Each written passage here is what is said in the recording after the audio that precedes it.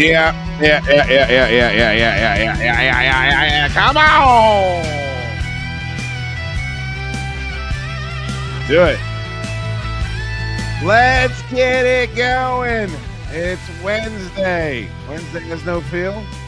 Tuesday has no feel. My ring light is on the shits. Welcome everybody to YouSchoode with Nude Shoot Dudes. Shoot food. Everything shoot. Thank you for being here. I'm your host of the most, the Shootster. We'll be getting together every Wednesday to try to pull this thing off. We are YouTube exclusive. Exciting, right? Got a bunch planned for you today. I am here to spend some time. I'll be heading out with my ass on fire roughly around 6 o'clock.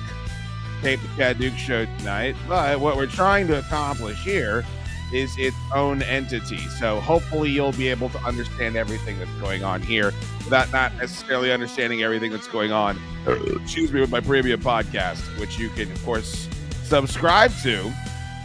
There's a link at the bottom. There's a link in the description. We do a daily episode over there that you're not going to hear anywhere else. But we'll have some fun here. Oh, Spider Clamp did show up. That's big. All right, on the program today, we have the unboxing show. It's been metastasized by... That's not the right word. It's been assimilated by this program. All of the other ancillary shows that I was doing have become one with YouSchoode. So we'll have that here. I see Laura Reuter is in the chat. I have a box from her to unpackage here today, which is exciting. Got a little bit of show news for the Chaddukes show. I've got violent crime surrounding one of my favorite sandwiches. A training video that I think is pretty famous on the internet, but I'm gonna go through it anyway because I just love it too much. I don't care. And then if you're going through a phylums of people, different ways that humans have chosen to express themselves, like there's some annoying ones out there, like hardcore professional wrestling fans are pretty fucking annoying. CrossFit guys, although you don't see as much of them anymore. People that claim that they are influencers. I mean, there's a big long list.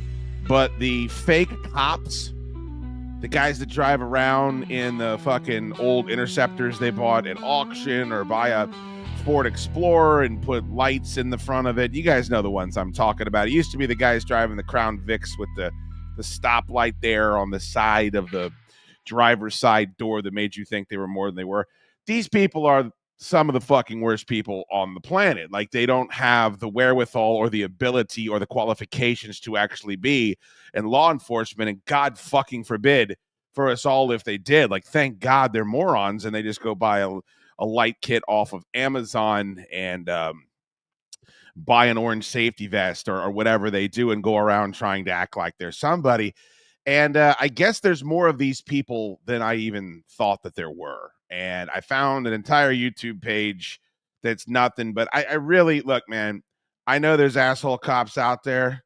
I haven't met as many asshole cops as I've met nice, good fucking guys that are just trying to get home and trying to do the best they can. It's my personal experience. I'm sure yours might be different, but I'm so grateful for YouTube that we get to see the other side. I mean, the media, the way that they characterize police officers, I think even if you're the leftist leaning, dissolved, defund the police anarchist out there, you can at least admit you really only get one side of the story. And because now there's a way to get the body cam footage out that MSNBC is not going to show us, you can at least maybe understand some of the calls that police make that are difficult.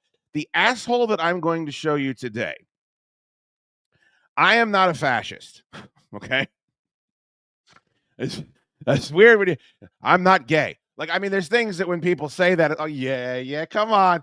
Like, I get it. Like, I understand the connotations that come along with feeling the need to say that, having nobody accusing you of such currently.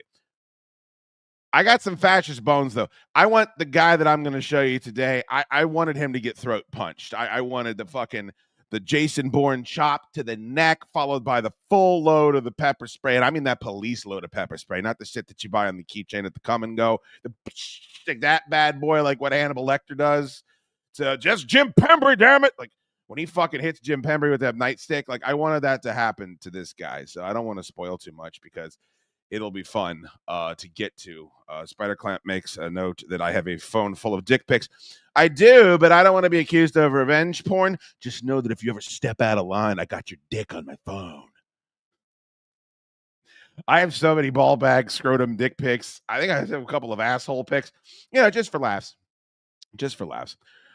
So we'll get to all of that today on the program. I'll hang out for a couple hours. Who knows? I do need you to hit that like button, though. We are YouTube exclusive, so I don't get those numbers inflated when I stream on X or stream on Facebook. So we don't point everybody in this direction. I don't know how algorithms work, but I want them working for me. So if you are sitting in here now, fucking hit the goddamn, you know how this thing goes. I'm also going to explain today how selfies work. I don't think there's a small portion of the audience out there that doesn't understand how selfies work. Unless you are 23 and a fitness model, the selfie is just to prove to the people in your life, or to brag, I suppose is a fair way to put it, that you were somewhere cool, right? Like the selfie is to prove, hey, look, here I am at the Eiffel Tower. Here I am, rock you like a hurricane. And there is a couple of people in my life, and I won't name names. I'm not going to dox anyone here, that they don't fucking get it. Like they don't understand it. They really do just think a selfie is a picture of their face. And I'll give you an example, and then I'm going to try to work through this with everyone so they think that I'm not coming from a place of anger. This is from a place of education. I don't know a lot, but I know I love you, and I know some human nature stuff. And when I see this is my friend Ted and his brother Stu at the Capitals game. Now, I'm gonna try to get past. Ted is the one up front. I'm gonna try to get past the smug look of self-satisfaction, the top lip tucked into the bottom lip. I mean, this is an enraging photo. Also, if you're going to go into the other team's den, right? Like this is at the Washington Capitals game 1 against Carolina Hurricanes. Of course, they pissed down the side of their giant hockey shorts. The way it goes, life ain't fair and the world is mean. I hope the Capitals lose. I hope they lose quickly. I hope they lose in 4 games. Why? Because I want Loud Goat to come out to my beer release party on May 31st. But if you're going to go into the other team's den, I think you owe it to yourself to either fucking represent your team or don't. The half-ass, I'm going to buy the dad hat with the gray suit pant print and the tiny little off-color Hurricane logo. First of all, how the fuck can you be a Carolina Hurricane fan? How is that even something that exists in this world? They haven't been. I mean, were you a Hartford Whalers truther for 30 years? Don't get me started. Stu's face is a different one. It's a blank look of the water-headed. God love him. And I do love me some Stu. But Ted's smug fucking, here's my face. So here's the problem. They're in the lower bowl. Turn around and take the selfie so that you can see the fucking rink. So you could see Alexander Ovechkin and that silver mane skating around in his record-breaking season. Is Nicholas Backstrom still on this team? Is Olaf Kolzig still on this team? I don't know. It's been a minute since I've paid attention. Is Adam Oates a coach or a player on this team? Help me to help you. Why in the fuck? This is just a picture of Ted's pink face. That's all this is. Flip the motherfucker around and let us see where you are. You're at a playoff game. This is a flex. You want people to know you have money. You want people to know you're there representing your team. I don't give a fuck. This is the same as going to see the Philadelphia and Dallas at the Link, and I'm wearing a Terrell Owens jersey. No, it ain't. You're scared. We can tell you're scared by that hat. So don't bother wearing it. There's nothing to be scared about at a Capitals game, by the way. Nothing to be scared about at all. These are Adams Morgan pushovers. Nobody's going to do nothing. Ask the Penguins fans. Ask the Rangers fans. You'll be fine. You'll be fine. I mean, show us where you are. Or just say, look, I think I'm really handsome. So here's a picture of me and my face. We all take selfies. You know, it's an annoying practice, but I got too many people in my life that don't understand what the selfie is for. We all know what you look like, motherfucker. None of us are jerking off to you. You're someplace cool, you're proud of it, fine. Give us the entire feel of it. Don't just sit there. And what's with that smile? How about a second take, huh? I'm going to stick my jaw out like Bill Cowher. The smugness of this photo drove me batty. And then I looked at the comments and but everyone's just like, wow, that's great. I can see 2 rows of seats and an Indian gentleman trying to get to his fucking chair without you 2 fucking losers. All right, I'm being too mean here. Now I'm being too mean. So anyway, please, if you're gonna take a goddamn picture of yourself, let's put a little more thought into it. All right, let me get rid of that. All right, so I know it's kind of a trope at this point. Not Joey doesn't share food. I don't know when we went from everybody wants to order a dish at a restaurant, and then if we're going to share something, it's the appetizer. The tapasing of the dining experience where everybody's sharing everything. It's kind of gross. If it's your wife, if it's just you and your wife, I kind of understand it. But if it's you and a buddy, not sure that I signed up for that. You know, if you order a pizza, you assume you're going to be sharing slices with people. But if I prepare food, well, let's give an example. French fries. There's kind of an old cliche at this point where you go to Five Guys with your girlfriend, or that's a bad example because they give you 35 pounds of French fries. Fantastic, by the way. Everybody that likes to bitch about, oh, it costs you $8 for French fries, of course they better fill up the bag. Well, then why doesn't anyone else do it? Please continue to fill up my bag filled with Cajun fries, Five Guys, and please continue expanding all over the globe, despite the fact that every single person on your Facebook page is just griping about how much your shit costs. Your shit's great. Your shit's great. I have no problem paying for excellence. If Grand Theft Auto 5 is excellent, I don't mind spending $120 on it. The rest of you poors can get fucked.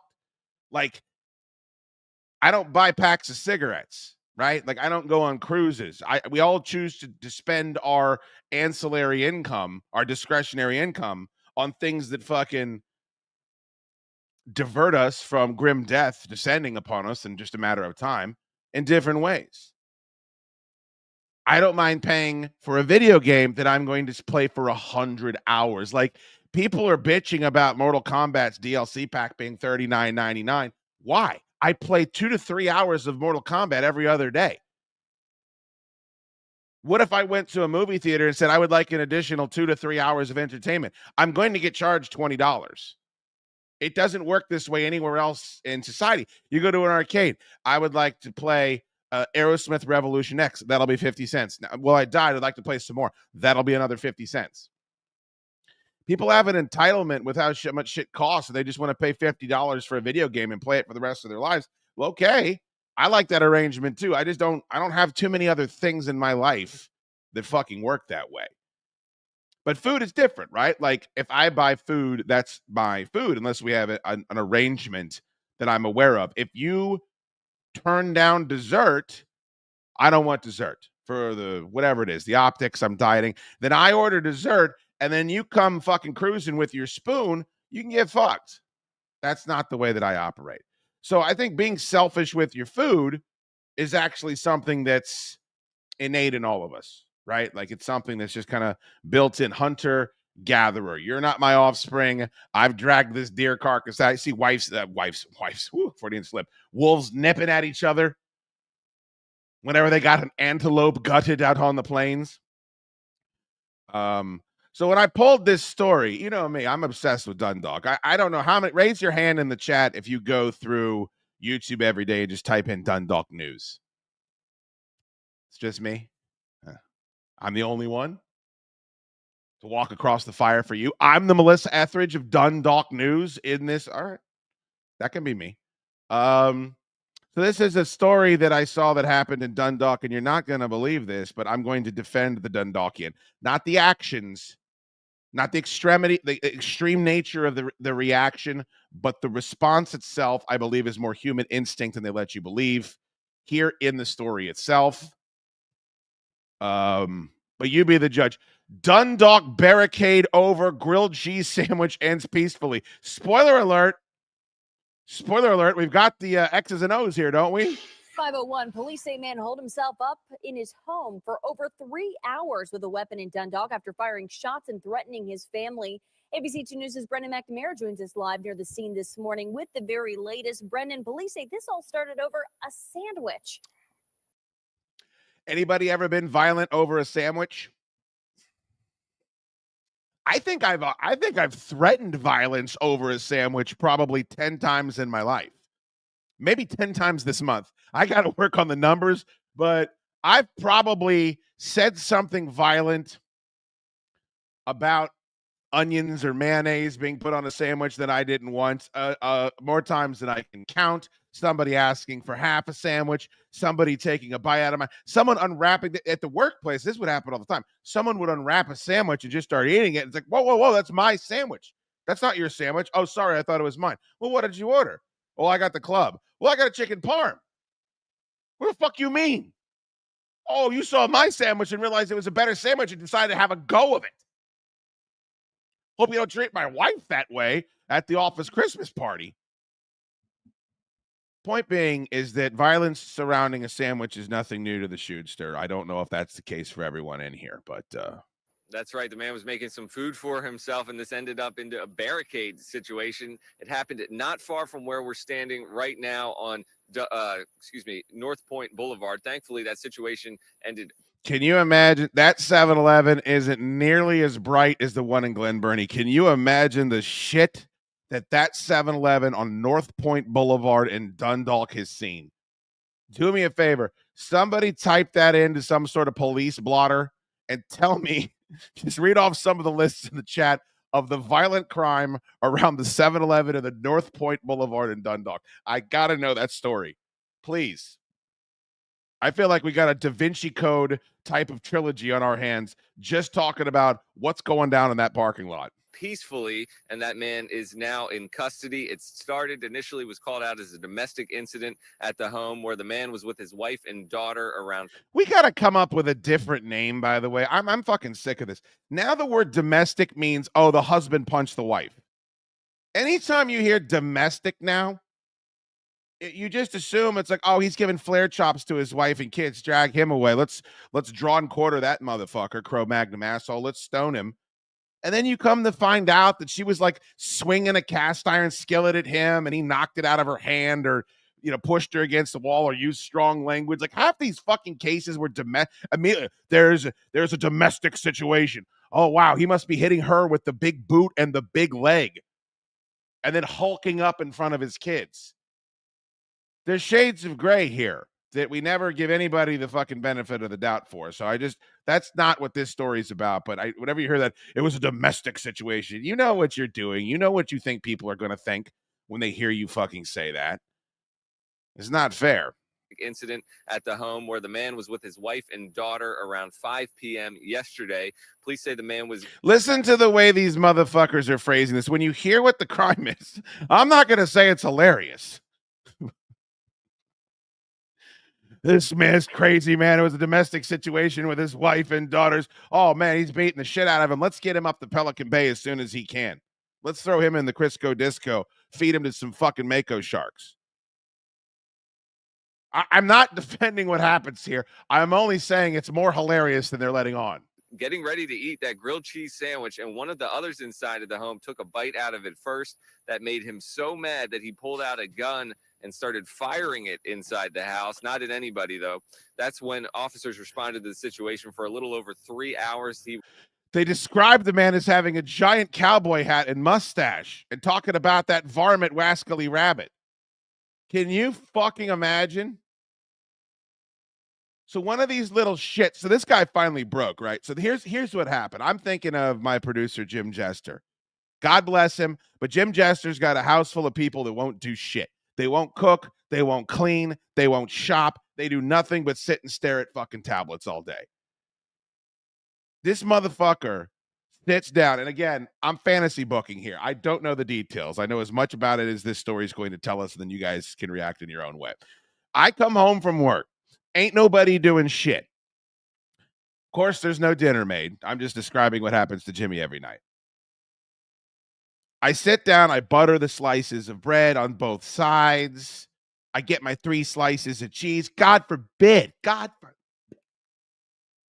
he actually fries up a little bacon, maybe a couple slices of ham, maybe some turkey pepperoni. There's all kinds of shit you can do with grilled cheeses.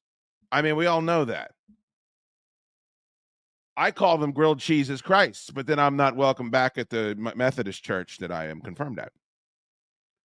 God forbid he puts some time and effort into this bad boy, but you know the anticipation of a grilled cheese. And it requires a little bit more preparation than just throwing a couple of pieces of bologna on a bread, maybe a little mustard, maybe a little mayo, slice of fucking Kraft singles, and then, all right, I guess this will keep me alive for another 8 hours. Grilled cheese means more to you than that. I'm not defending shooting the gun off in the air. But I go back to fucking what Chris Rock said about O.J. Simpson. I'm not saying he should have killed her, but I understand. I'm not saying you should shoot your gun off in your own fucking house if somebody takes a bite of your hot grilled cheese. A hot grilled cheese. I'm guessing it came right off the skillet, put it on his plate, sat it on the table. Maybe he went to go get some chili Fritos. My money, punk. Went to go get himself a Fresca, paper towel folded in corners, comes back, and one of those little fucking crumb snatchers, or God forbid, that Yento with the cake horn, they come in and they take a big old bite out of it, put their grubby, sticky fingers on it. You might have to shoot the Smith & Wesson off in the foyer. I don't recommend it, but you might have to do it. I can fantasy book a fucking path to where at least half the dudes in this chat would be able to fucking relate. That's all I'm saying. Not forgiving it, but relating to it. And also, what if this guy's excellent at making grilled cheese sandwiches? Like, bitch, why didn't I have a grilled cheese waiting for me when I get home? Again, I have some hostility issues. Side of the home, took a bite out of it first. That made him so mad that he pulled out a gun and started firing it inside the house. Not at anybody, though. That's when officers responded to the situation. For a little over 3 hours, he was barricaded inside the home. Eventually, around 8. Barricaded inside the home. Do we think he was barricaded inside the home, or do we think that the dum-dum realized he shot his gun off and the cops were out front and he was scared pissless? I got to find this guy. Somebody find this guy for me. I know it was Officer Friendly in the chat. I thought I saw Officer Friendly in the chat. I see a couple Officer Friendlies in the chat. Can you guys pull this dude's rap sheet, please? I'm taking this guy to Melt. Where are we going? Who's got a great grilled cheese sandwich? Is it Five Guys? Five Guys got a baller ass grilled cheese sandwich. Let's all go. 30 p.m. Police managed to get him to come out. Nobody was hurt in the incident, but police say the man will likely face some charges because of what happened yesterday. Yeah, he fucking shot a gun off in the middle of his goddamn house with his family around. There should be charges. Nobody's saying otherwise. But humanity calls for us to look at our fellow man and work through it and say, can I relate to this? Can I understand where you're coming from? And I can absolutely, I have come home and the only thing I have left, I'm depressed, I'm upset. I've been out all day working or not, whatever it is. And the only thing that I know that I have is, oh my God, there's a loaf of rye bread, the kind you have to slice yourself. Right? rye bread that just, it hasn't even been turned into an edible product yet because it's still in its gestation period. It ain't even been sliced. No one's touched it. Virgin rye bread. I'm going to slice the middle of it. I'm not even going with the nubs on the end. I'm going to get 2 big slices in the middle. I got some beer and brat mustard.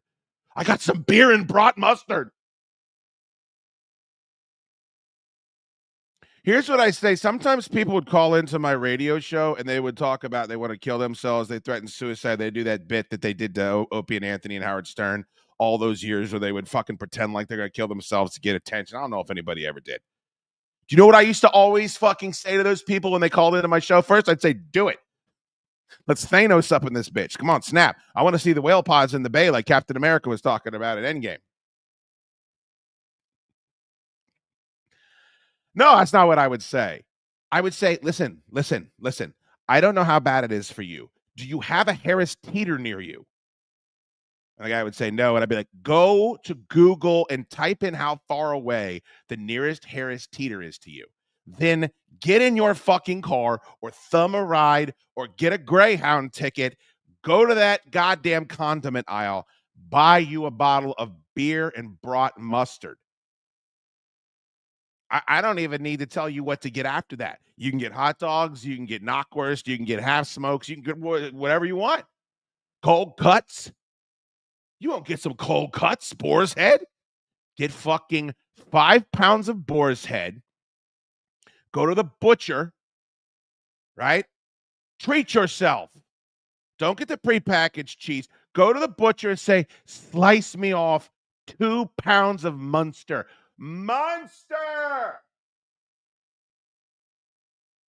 I want Rob Zombie and I'm going to pitch him. We're going to do a live action movie called the Munsters, but it's going to be about people that eat Munster cheese and live in a giant Munster cheese wheel.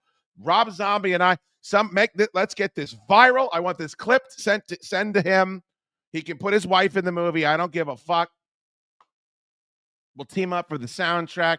Ponytails and Cocktails, Rob Zombie, the Munsters.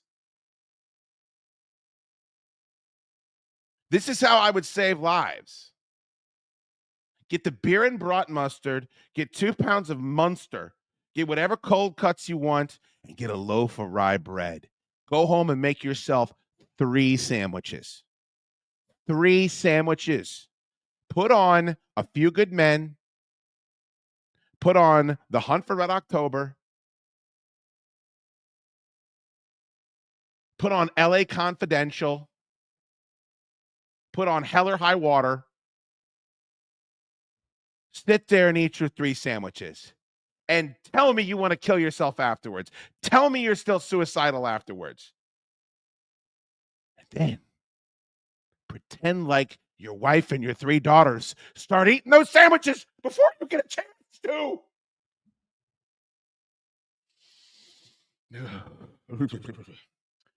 Let's see here. We do accept super chats on this YouTube channel, unlike other YouTube channels. So if you want me to continue to scream about Munster cheese, you better send a goddamn super chat in. It's the only way this works. Venmo's fine too. It's at chaddukes on Venmo. You chiseling motherfucker. Biker Sean, $20. He's an orange boy. We got some orange boys in here today. Who wants to be an orange boy? You know what? I'm going to make an banner just for, usually I call them the fun boys. We're going to make the banner for the orange boys today. The orange boys. Is that ORANG? Is that how we do that? Orange man bad. Technically, Sean is orange man bad at this point. All right. Biker Sean. All right, here we go, Sean. You're the only one. John would walk across the fire for me. And I know that. Hit the like button or I'll turn it all off. Thank you, Sean. Thank you to the orange boys. Excuse me, orange boy. Enoch, my dude, $5. Thank you. You can never say something violent about a good Cubano sandwich. Well, I know that I know in my Bart of Barts, as a safe gun owner, I would never shoot my gun off in the kitchen if somebody stole a Cuban sandwich. But I know I'd want to. I know that I'd want to.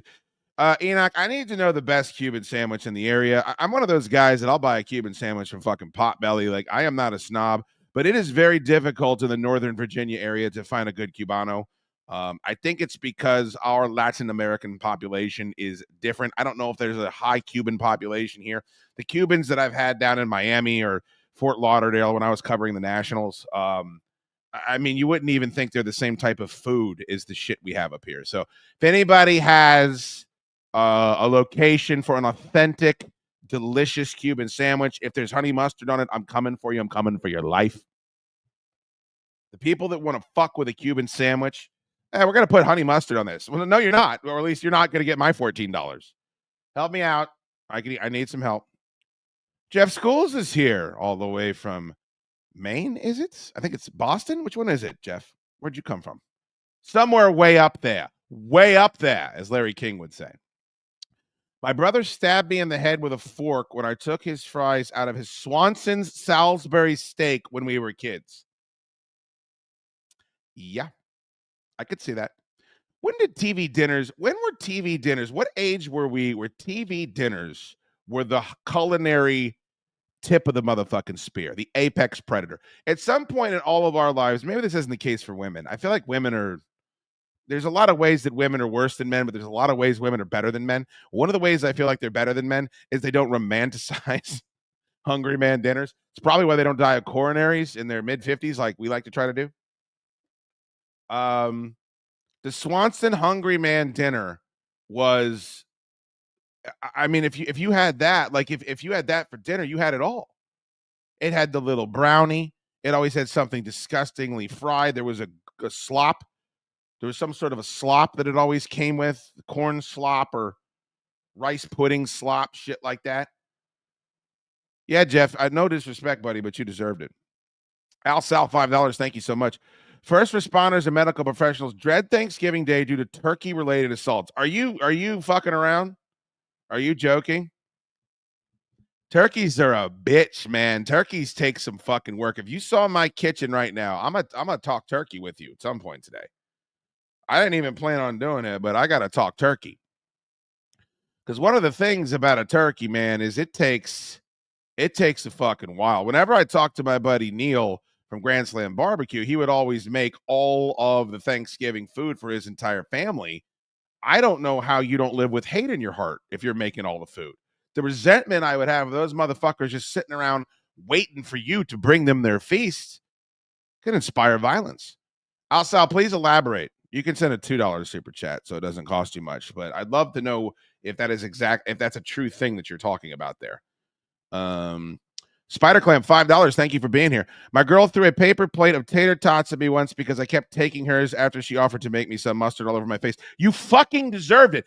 This is the thing that I hate more than anything else. And I'm screaming at I'm not screaming. I'm not mad at you, Clamp. I'm mad at the dirt.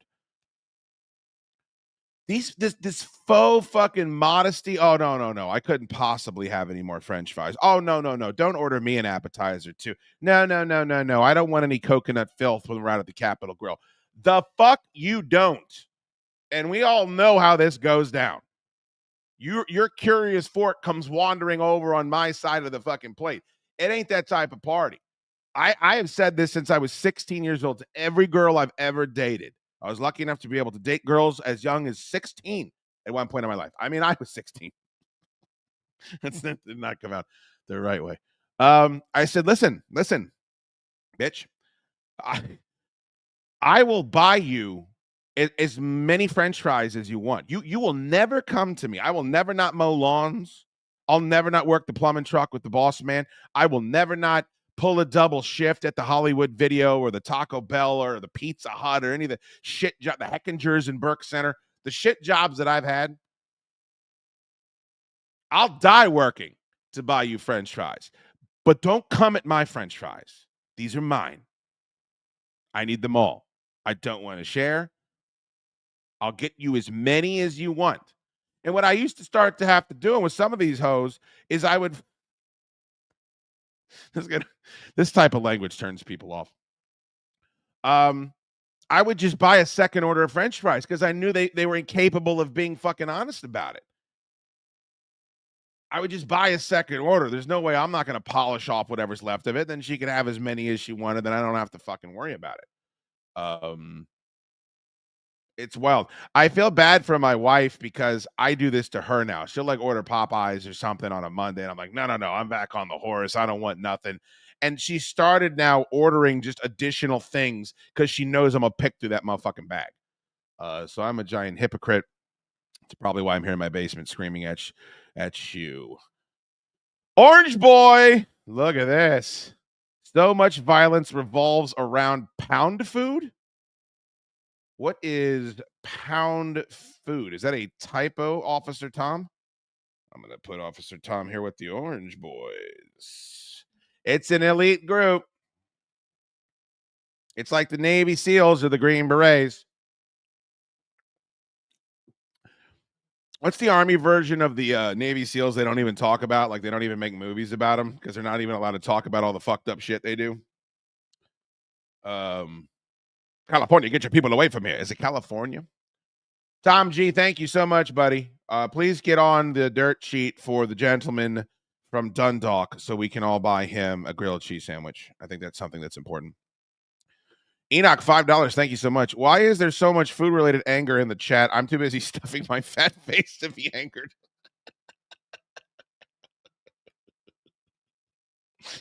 Hey, man, I'm with you. I'm totally with you on that. You got that fucking beer and brat mustard and some fresh cold cuts and some Munster and a loaf of fucking pumpernickel. How could you possibly be upset? Thank you, Enoch. Joel Jung, $5. Good to see you, Joel. A Frankfurter cheese is the last straw. That is so much more work. A Frankfurter cheese. What is that? I like Frankfurters and I like cheese. So I certainly I'd like for this to be a part of my life. Help me out, Joel. Thank you for the $5. Been eating soup all day because of an illness. No one ever got hurt over soup. I disagree. You should see. All right, I'm going to pull it up here. Oh, boy. You guys don't even fucking know. Miss Parker don't even know. Need some young meat. Miss Parker ain't that right, man? This is Turkey Dukes. I got into it, man. I got into it yesterday. So seasoned up. That is a 14-pound turkey breast. This is the biggest turkey breast I have ever attempted to do. If you want to take a look at here, I use the Mad Max Dizzy Pig, available at Commonwealth Dry Goods, of course, and butter that bad boy up and then pat it down. And then if you take a look, it's in a book, Reading Rainbow. The color is the best I've ever had. So slice those two breasts off. That sounds horrible. And then put the carcass into a big old stew pot. And then we made some carrots and some celery and some seasoning salt. And what else? 2 onions. And we let that motherfucker simmer overnight. Pulled that shit out.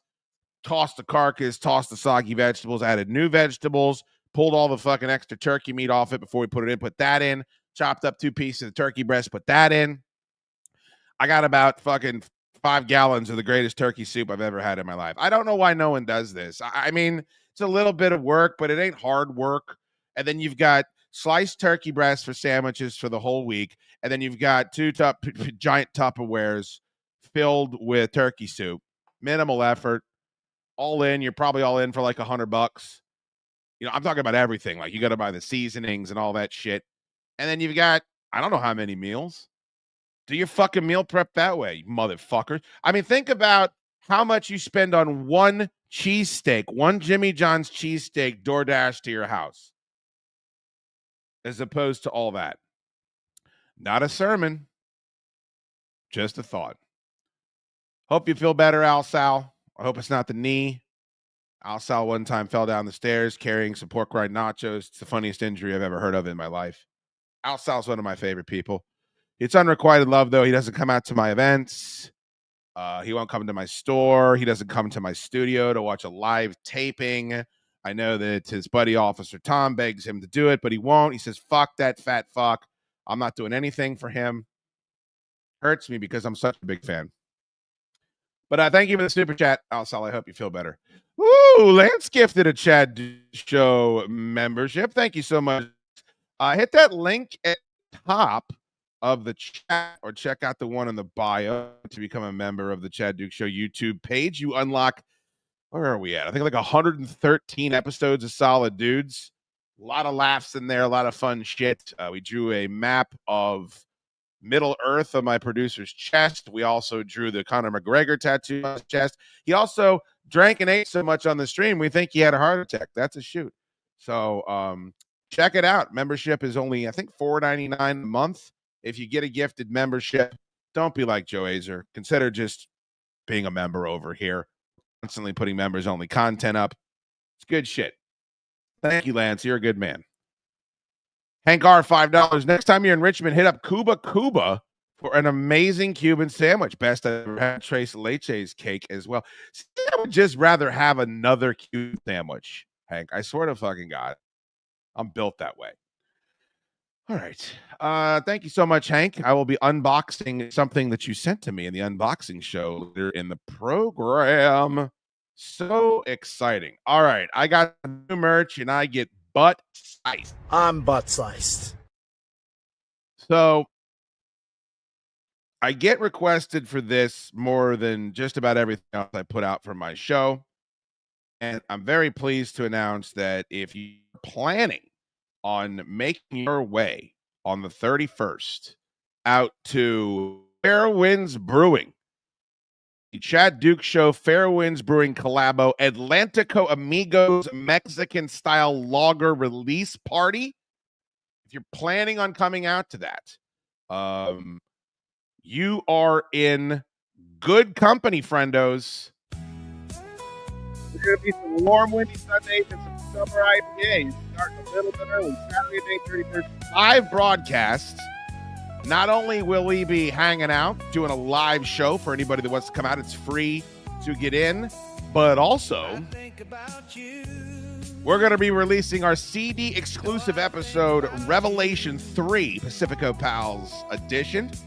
This is a dual CD episode of the Chad Duke Show, and it will be the final rendition of Chad Duke Show Revelation. We've done 3 of these now, and it's just too chaotic. I just can't fucking continue to herd these rabbits, so this is your last time to get one of these. It's one of the best CD exclusive episodes we've ever done, so I hope you consider it. We're going to be there hanging out. By the way, people keep asking me the hours of the event. Fairwinds opens at 11. Get there at 11. The beer's going to be on draft. It's a Saturday. They got a big-ass fan. You can bring your dog. But not only are we going to have the beer, we're going to have the CD, we're going to have the camaraderie, we're going to have celebrities left and right. I can confirm now, Othman Boucherib will be in the building. Yes, this is big. I can confirm now that all of the Pacifico Pals will be in the building. We got celebs backed up from Lorden all the way across the Woodrow Wilson mother grabber. But I can also confirm, and I've been asked to do one of these for ever since we did the last one, which I think was about 4 years ago. Your very own Atlantico Amigo themed Chad Duke's Show official trucker hat will be available. It's not really a trucker, it's more of a mesh back. That'll be available there too. It's going to be fantastic. I love the logo. Tell it's kind of a summer nautical version of it. The color's perfect. Got the mesh pack so you can get some of that air flowing for you if you're not a bald motherfucker. So there it is. That will be available as well on May 31st out at Fair Winds Brewing. Come on out. Grab yourself. We got some surprises planned too. So should be a good one. And I have nothing else left on the books for this year. Big verbal nod to my guy Buzz Tees. I recommended Buzz Tees to someone the other day. If you need merch, if you need hats, if you need shirts, if you need koozies, he don't do shit work. The logo's not going to bleed off your shirt. The hat's not going to fall apart. I see people wearing Buzz Tees shit that's 10 years old, man. So a big verbal nod to him for helping me get that going in time for the event. I don't know if he's in the chat, but yeah, one of my favorite hats that we've ever done. So come on out. We would love to have you, and should be a fun day on the 31st. I see Eric Nagel is in the chat. Can you only get that hat at the event? E-Rock, if you want a hat, I'll send you a hat. You've helped the show out enough where if you see any merch you like, just fucking tell me what size and I'll ship one up to you. How about you come down, you motherfucker? How about you come on down? I know you're all big and famous now. You're going on with Chrissy Mayer, going on with Jim Norton and Anthony Cumia, fucking roasting Opie online. Everybody's interviewing you. Too big for your britches, too big for the shootster. But if you want the hat, I've never asked for a hat. Yeah, I know you've never asked for a hat. I'm saying I'll send you whatever you want. Go through all my merch. I got a store on Sticker Mule. You guys been to my Sticker Mule store? There's great shit. Tell me what you want, Nagel, and I'll send you one. Whatever you want. It's on me. You silly goose. Lance, member for 4 months. Thank you so much. He didn't even say nothing. He just wanted to tell me he was a member for 4 months. You know, Lance, that's like a free super chat. When you're a member, you get a free super chat. So you can say something if you like. Tom G is an orange boy. That's right. You guys know how I feel about orange boy. I'm butt sliced. I am indeed. 1999. Thank you so much. Not bringing my dog, but I will be bringing Al Sal. That's my dog. That's my dog. Yeah, bring Al Sal. Nagel says, I would like the hat, please. It looks fantastic. It really does, doesn't it? I mean, it's one of the best pieces of merch. What's great about knowing Bustles is here's what I say to Bustles. Hey, man, we're doing this Mexican lager, beachy, Pacifico Pals thing. Can you make a logo that looks kind of nautical and has some fun summertime colors? And then he's like, here you go. And it's perfect. Like E-Rock's shirt. Perfect. And no one else hit me up. Nagel is the only one. Everybody else, you got to come out on the 31st of May to the fucking, and then you're going to get drunk. You know how much fun that's going to be? You're fucking drunk. Oh, boy. Thank you, Officer Tom G. The Orange Boys are there. I mean, your ranks are thin today. Your ranks are thin. Bustle says, I will send E-Rock one to him when they are, I will send one to E-Rock when they are ready. Clamp wants to know why Eric Nagel won't give Opie his stuff. Clamp, you fucking pretend like we know the inner workings of that relationship. I've heard things. I'm not going to say anything bad about either party, but I've fucking heard things. All right. Where do we got next? Oh, we got a lot next. Okay. So before we get off of food, I thought I would play this. And look, man, I don't know. I always assume most of the content I see on reality TV is fake and scripted, and it's something that was planned out beforehand. But this, I've watched this. I don't even know what show this is from. I watch pizza. You can tell I'm a fat fuck. I'll just go on YouTube and type in pizza videos, and I'll watch how people make their dough, and I'll watch how like people doing make tables inside of big chains. Like I just am constantly looking for pizza content. If anybody has pizza content, by the way, feel free to send that shit over to me. I love pizza content. But 3 stereotypical Italian men argue over pizza on live television. If anyone can help me with what show this is from, I got no idea. The YouTube account has no affiliation with anything. It only has about 4 videos up. This is one of them. This one is by far the most views.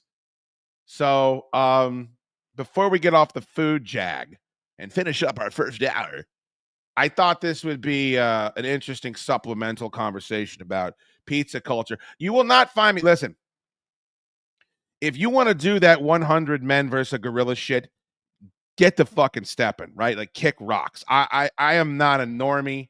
I am not a fucking mouth breather. I'm not walking the boardwalk looking to knock over the milk bottles. I want to be the carny. I want to be on the Ron Bennington side of things. I'm not going to sit here and debate is a hot dog a sandwich. I'm not going to debate is a soup a meal. Certainly not going to debate is Die Hard a Christmas movie. Or should we dip our Frosties? Should we dip our French fries in our Frosties? I ain't doing any of that. But I will debate proper pizza conduct all day long. as long as you fucking won. Hit the like button, by the way. I notice a lot of you haven't hit the like button. Sean Sell, $10. Thank you, bud. Not a poor. Bring in the pup. Can't wait for fair wins. Hell yeah, Sean Sell. You're a gentleman and a scholar. We will see you out there on the 31st of May at Fair Winds Brewing. Appreciate you having money. It's always nice to have money. Even better when you decide to liberate some of it and line shoots coffers. All right. These guys are fucking great. I love these guys. I want to move in with these guys. Last night, we ordered a pizza pie. There was 8 slices. Okay. Amongst us 2. So just so you get the visual, I'm sitting here. Give your honest opinion. Sitting here. You're right in front of your 4 slices. Right. Okay. Okay. So I ate this corner. He ate that one first. He ate this corner. I ate this one. Right. He ate that one. Yes. Right. I ate this one. Yes. Right. He skipped that one. Maybe I didn't want that. Maybe I wanted He the corner. skipped that I one. went to the corner. Stood up and took mine. I didn't stand up nothing because if He you don't reached reach, across I grabbed and the he corner. took my slice. Was this corner bigger? No, it was smaller. As a matter of fact, that's why I took it. You should have ate the pizza on your table. I could take a pizza I want. No, you It's can't. mine. That was yours in front of you. So this, of course, is hilarious. I think the guy behind the desk in the black shirt here is a terrible actor. I absolutely believe that these two Gambinos here that are screaming at each other, I believe this is a real conflict. But here's what's wild about this. I have spent a lot of time talking about pizza and talking about pizza conduct. I have reviewed dozens of pizza places for the Virginia Pizza Crusade. Give us a follow on Instagram, Virginia Pizza Crusade on IG. I've never had this debate, and I've never thought about it this way. If you are sharing a pizza with another human being, with one of your boys, let's say, is there proper protocol? Is there procedure to which you can grab certain slices and not others? Like, are you, and I don't think I've ever eaten pizza where the person across the table from me eats that half and I eat the other half. I do think I've always picked and choosed, but I also think that when it comes down to, you get down to like the final 2 or 3 slices, you definitely will see people go, Ant-Man will do this whenever I'm eating with my friend Ant-Man. If there is a bubble in the dough, he will dive on that fucking slice. Like, he'll reach across the table and knock your fucking birch beer over to make sure he gets the bubble slice. I don't know why. He's into that. Is it inappropriate? Is there some sort of decorum that you are now violating when you conduct yourself that way? I don't know how real this is, but there appears to be, I'd call this at least 60% real. Like, they might be ratcheting it up a little bit, and the dude behind the counter, as you see, is clearly doing some bad acting here, but You chose that took side. my half. No, I didn't. Yes, you did. I ate my side. I ate my No, side. you didn't. This four. Me. I had You, this side. me. You took. So now I want. Stay on your side. You're pissed. Stay on your side. pissed. It's not proper. that guy's not acting. Look at that face. That dude does not think he's Bobby De Niro. I'm not sure about the other two, but this motherfucker is living that life. What does his shirt say? Broadway? Is that Broadway Pistons? Is this a show about a fucking car garage? What is this? I don't know that I'd throw the box of tissues, but I can understand if you have slices that you're eyeballing on your side of the table and a motherfucker gets handsy with him. I am surprised he's not pulling the gun off and shooting it off in the air. The only thing stopping him probably is that they don't live in Dundalk. Piece of etiquette. What do you know about etiquette? You're wrong, Mario. You're wrong. It's a pizza. You're wrong. Oh, come on.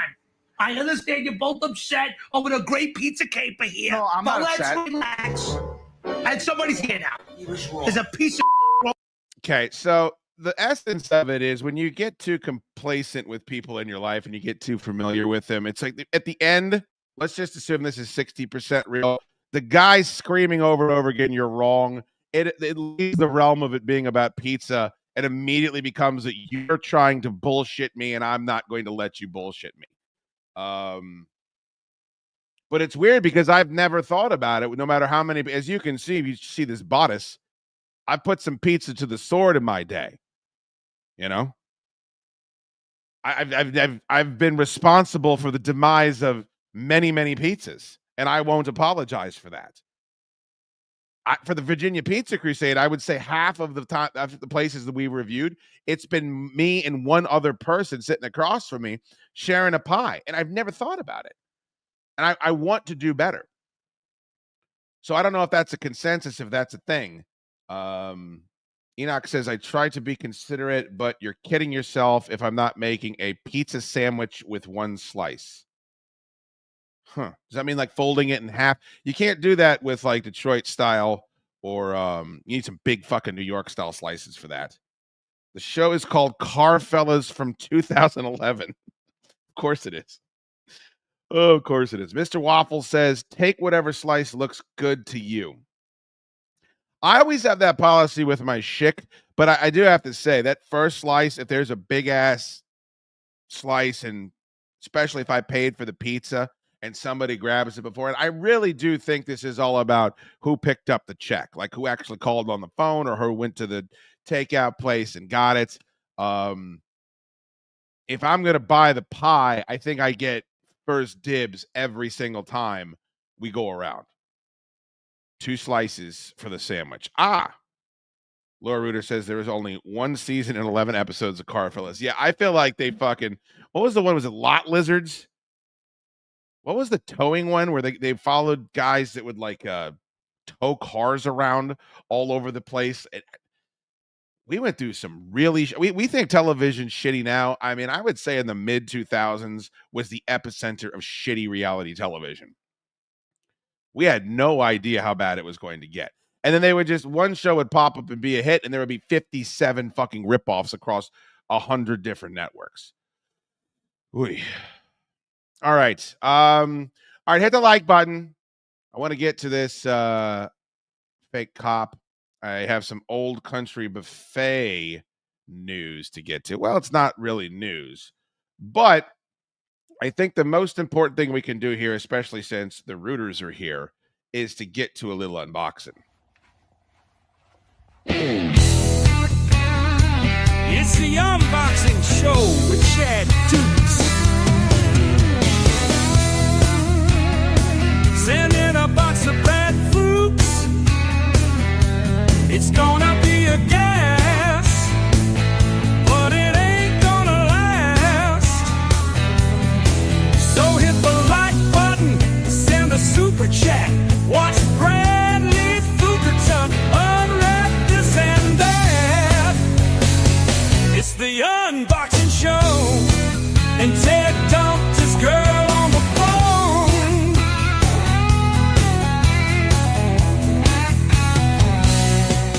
Oh, yeah, baby.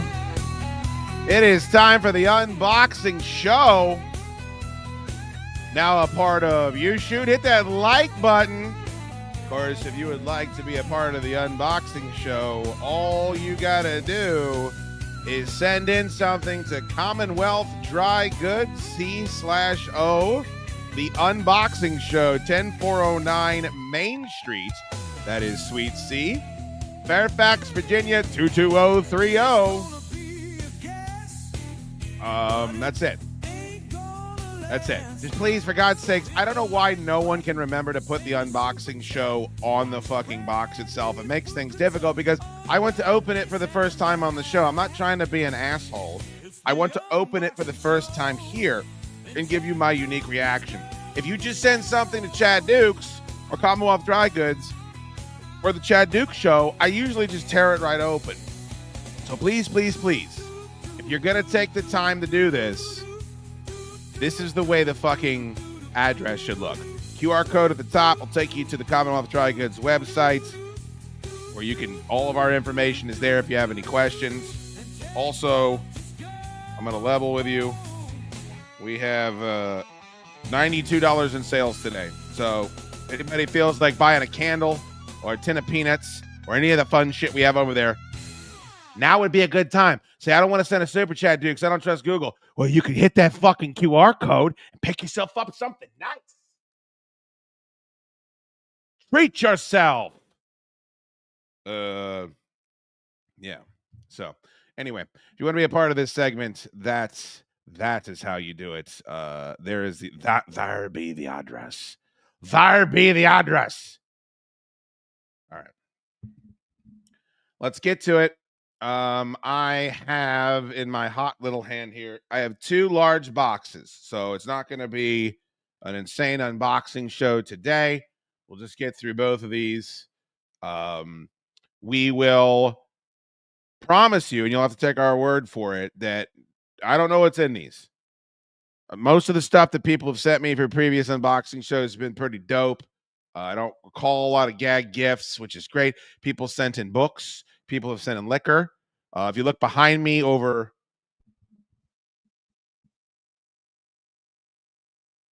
See those 2 turkey photos? I got some nice turkey photos that I've been hanging on my set. If you'd like to send me a turkey photo, I only ask that it be framed. So that's kind of where we're at. Got a rather large box here. This is from Jeff Nelms, my buddy Jeff Nelms, all the way from Charlotte, North Cackalack. If you look, he just wrote chaddukes instead of the unboxing show. Sorry, it's going to vibrate around a little bit but I did pre-cut these, so it wouldn't be me sitting here struggling. There's an enormous amount of bubble wrap in here. All right, there appears to be a note. See if I can get it. Oh, shit. The note is attached to a record. Let's take a look. So, hey, Chad, I know your affinity for wax. I have had these in my connection. I thought you might like them. Keep them or sell them at the shop. I hope this assortment agrees with you. Your friend in Christ, overweight fan, Jeff. Oh, that's so nice. I don't have very many underweight fans, Jeff, so I don't think you should have any type of poor self-image. All right, so far, 1 out of 1. Bill Cosby wonderfulness. I had this record as a kid. One of my favorite Cosby comedy albums. Crying Charlie, Old Weird Harold. We got some fucking smashes on here. The Cream of Wheat. Monster Chicken Heart is on this. The Chicken Heart. Look up Bill Cosby doing the Chicken Heart if you've never seen it before. This is fantastic. Thank you, Jeff. All right, what else do we have here? All right. Appears like we have quite a few albums. Special 2 record set, 30 great motion picture themes and or original soundtracks. Looks like this is a 2-for-1 deal. We have Butch Cassidy and the Sundance Kid, Airport. I'm not recognizing a lot of these, but it's still a pretty cool record. Ned Kelly. Okay. All right. It's pretty cool. Oh, I love this. A Chesapeake Sailor's Companion. 4 centuries of maritime music on the Chesapeake Bay. I fucking love this. This looks like our new hat. It looks like this hat is fucking merch for this record that you sent me, Jeff. Thank you so much. Beautiful. Might hang that on the wall. Wow, look at this. Your local U.S. Army recruiter presents a Bing Crosby Christmas for today's Army. That is fucking great. That's a creepy photo. The Sounds of Christmas with the United States Army Band and Soldiers Choir. How have I never fucking chorus rather? How have I never heard of this album? Thank you, Jeff. That's a 10. And this is wow. Check it, that quaff right there. Kenny Rogers' greatest hits. It's got Lucille, Don't Take Your Love to Town. Believe he threatens to shoot her in that song, and it's not over a grilled cheese sandwich. We have The Gambler. Oh no, Ruby's Don't Take Your Love to Town. Yeah, Ruby's Don't Take Your Love. Oh, Ruby, for God's sakes, turn around. Coward of the County, there's rape in that one. You guys know that? It's a little tough. You Decorated My Life is a banger. Yeah, and Lady's on here. Lady. Wow, this man has some fucking hits. Great back cover art too, jacket art. That is fantastic, Jeff Nelms. Thank you for being part of the unboxing show. Very, very nice.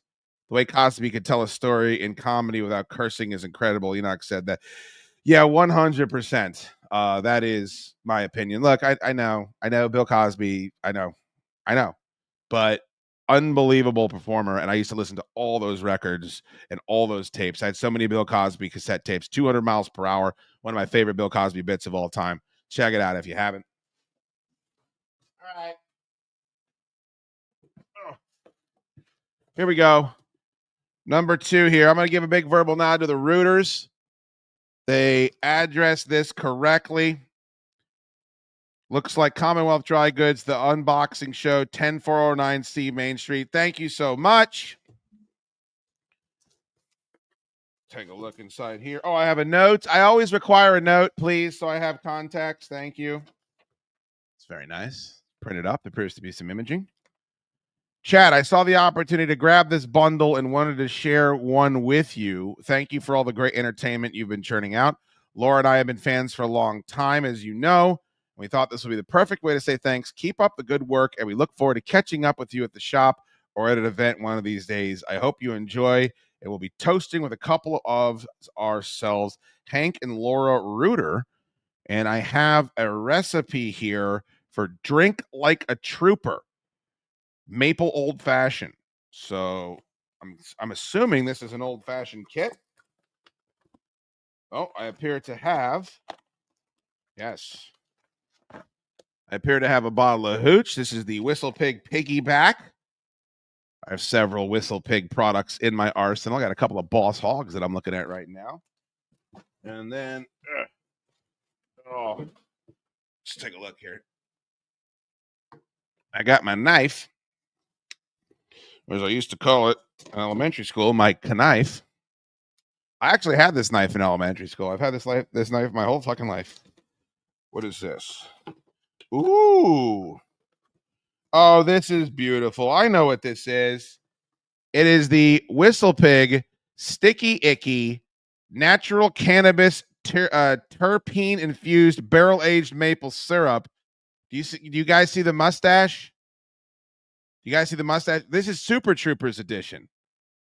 This is Super Troopers edition. This is the guys Eric Stolhansky and Jay and Lemmy and all those guys from Broken Lizard did I think they did a whiskey and a syrup with Whistle Pig. That's so awesome. Thank you so much. Very generous and thoughtful. I thought maybe the gifts would be more hurtful, but you guys got me everything that I like. Canceled records, maritime music, Christmas music, rye whiskey, and sugary syrup. I love it. Thank you very, very much. Wow, what a fantastic fucking segment. I didn't think that would be just positivity for me. That's got to be really intriguing to all of you, right? Something, people just giving me presents. How entertaining is that? You can send in whatever you like, though. Commonwealth Dry Goods, CO, the unboxing show. There's the address. Take a look. It's in a book, Reading Rainbow. I can do anything. All right. Let's get to it. So the channel is called Code Blue Cam. They have nearly 3 million subscribers. Very, very impressive. And it looks like it's just body cam footage for the most part, from what I have seen. I haven't perused the entire channel, but most of it looks like it's body cam footage. There's a million YouTube channels that are going over cop body cam footage. I'm not trying to make this my cottage industry, but this one was interesting and I wanted to share it with you. First, let me get caught up here. Spider Clam, $5. Thank you, buddy. If the Cosby album is going into the Scary Octopus inventory, don't bother. I will buy it immediately. I got to make sure I don't have that one on wax first, Clam, but if it's a double for me, you are more than welcome to it, but I will double check. Thank you to Jeff Nelms, by the way. Those are perfect. He really put some thought into that. I mean, that's all that shit is stuff that I like. All that shit is stuff that I like. Thank you, Clamp. All right. Let's get into this. We'll remove our hats and then we'll put on what happens when a fake cop pulls over a real police sergeant. Interesting. Where could this go? Well, we're going to find out. 2023, an on-duty sergeant from the Indianapolis Metropolitan Police Department was traveling through a construction zone in his unmarked squad car when he spotted a Ford Explorer that closely resembled Indiana State Police vehicles. The driver, 23-year-old Jonathan Becker, wore a neon green uniform shirt with patches, similar to Indiana law enforcement attire. Jonathan soon pulled in behind the sergeant. I'm just going to give my opinion right now before you guys see the rest of this. And this is just my opinion based on what I saw in this video. I don't know the man personally. Jonathan Becker is a giant pain in the ass and has been probably for most of his life and exhausts everyone around him. That's just my opinion. Wait till you see what this motherfucker's up to. Sergeant and activated his white and amber emergency lights, signaling what appeared to be a traffic stop. In response, the sergeant pulled over, but Jonathan continued driving, turned off the lights, and was later seen in another construction area with workers dressed in similar attire. The sergeant asked Jonathan if he was a police officer, but Jonathan denied it and accused the sergeant of speeding in the construction zone. Can you fucking imagine? So this non-cop flashes his lights at a guy that he clearly didn't know was a real cop. And instead of pulling him over, because he's got no business pulling him over, he just, as soon as the guy pulled over, zoomed on by. And then instead of copping to it, accuses the cop of speeding. Pardon the pun. While they argued, the sergeant called for assistance from uniformed officers. As they spoke, the sergeant noticed John's tactical belt had a radio mic, a key ring with an Indiana State Police logo, and a black whistle, items commonly used by police officers. It's just so fucking annoying. Like, here's what's going to get you about this. And this is why I definitely think it's worth our attention. It's so goddamn obvious what is going on here. Like, this guy is cosplaying as a police officer. We all went through a phase when we were kids, cops and robbers. I know which one I wanted to be. Cowboys and Indians. I know which one I wanted to be. I mean, the guys that fucking dress up and go to Comic-Cons are losers, but they're not inserting themselves into my fucking life.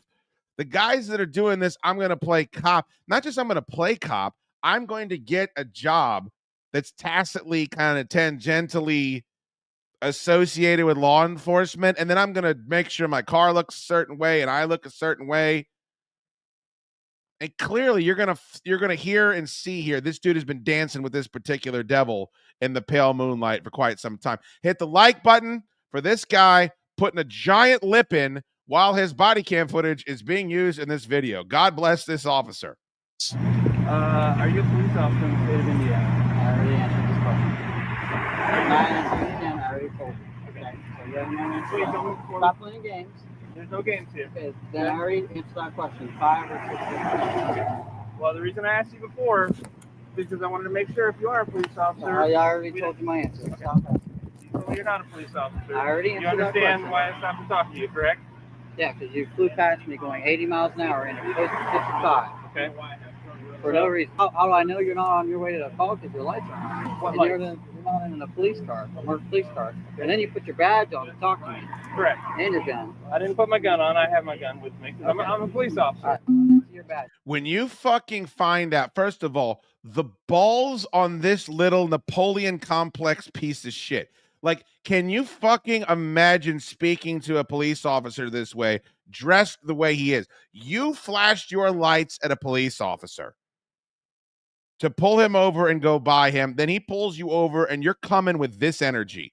Can you fucking imagine the balls, how disconnected from society you have to be? Look at this dude. And did you hear what he said? You're not flashing your lights. You're driving in you couldn't be going to a crime scene. There's a reason why. I don't want to spoil it, but every time this motherfucker arrogantly thinks that he's got a leg up and he's going to teach these cops what's what, it blows up in his face. You will hate this man by the end of this video. When I went by you in the car, you mean? Yep. You put it on to come talk to me? Correct. Because I wanted to make sure that you knew that before I just come up and start talking to you what was going on. All right. Okay? All right, go run me. Let's get this over with. Okay. Do you understand what's happening here and why I'm here to talk to you? Nope. You don't understand? Nope. Okay. Do you have responsibilities enforcing traffic law on those? I'm a flagger. Okay. Do you have responsibilities to enforce speeding law on the interstate? Whenever we're in a construction zone, I do whatever they tell me to do. Okay. Has anybody tasked you with the responsibility to flash your lights at motorists on the road and tell them to slow down while you're driving? What do we do? Okay. What you're doing right now is stationary on the side of the road, trying to ensure the safety of people in a construction zone, right? Yep. Okay. Do you understand the difference between motoring public on 465, which is a busy interstate in Indianapolis? I don't know what your point is here. Okay. My point is, let's step back and look. Okay. Would you agree that some people might think this looks like a police car or some kind of emergency vehicle? A traffic control car. Okay. Just like his car. Okay. Just like his car. Which is why his car. Okay. We all use. Which is why I asked you why you are essentially trying to enforce traffic law on the interstate. Who said I was trying to do that? Did you not activate your lights? What you said to slow me down? I did not. So he activated his lights to slow down this cop. And he's sitting here with a giant fucking attitude. And I don't know what the attitude benefits you, except if it's the most Occam's razor. It's the most simple explanation. This motherfucker wants to be a cop so badly that when he is confronted with real cops, instead of treating them like heroes, instead of treating them like something to aspire to, a vocation that he wishes that he could have, that perhaps he's working towards one day. I don't know.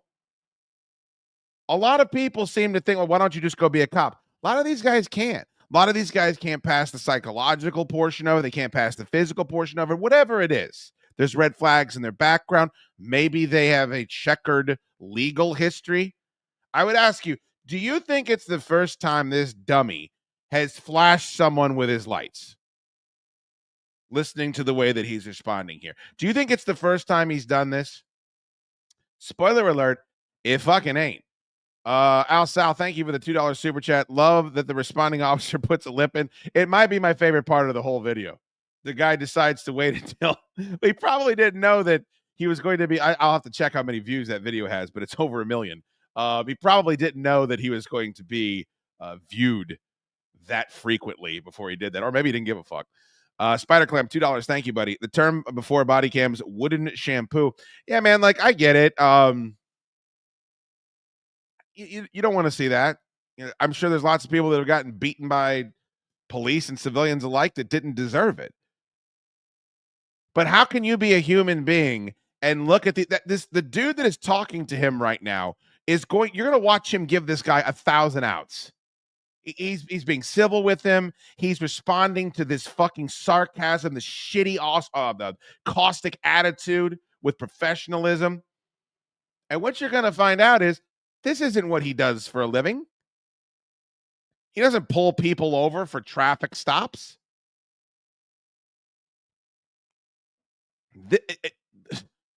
If you watching this, I would understand anybody that believed that a wood shampoo would be appropriate in this instance.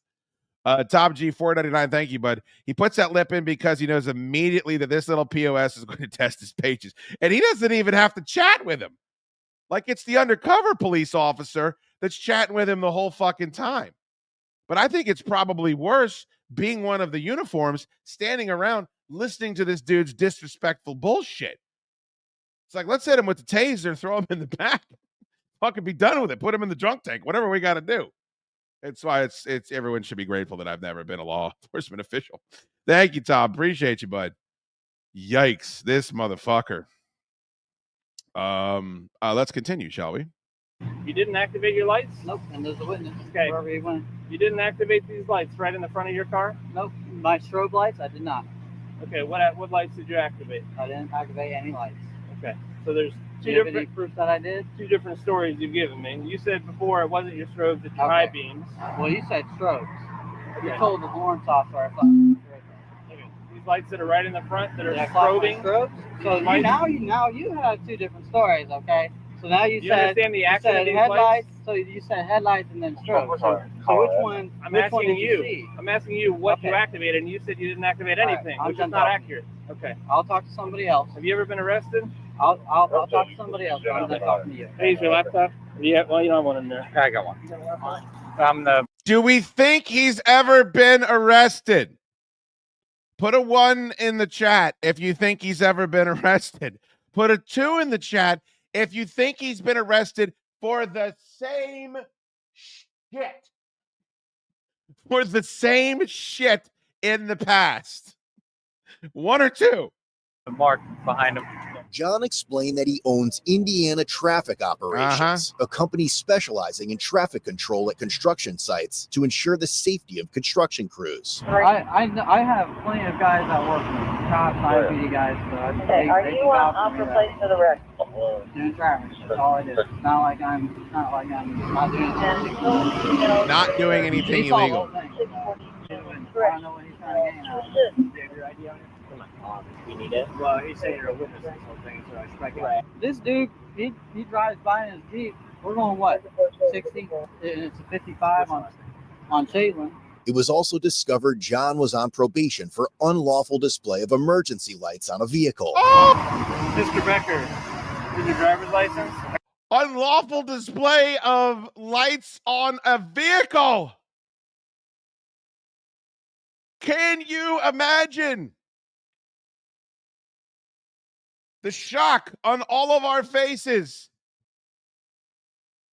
What is with the attitude? This motherfucker knows he's already been busted for this. He knows he's already been caught doing this. First, and he owns the business.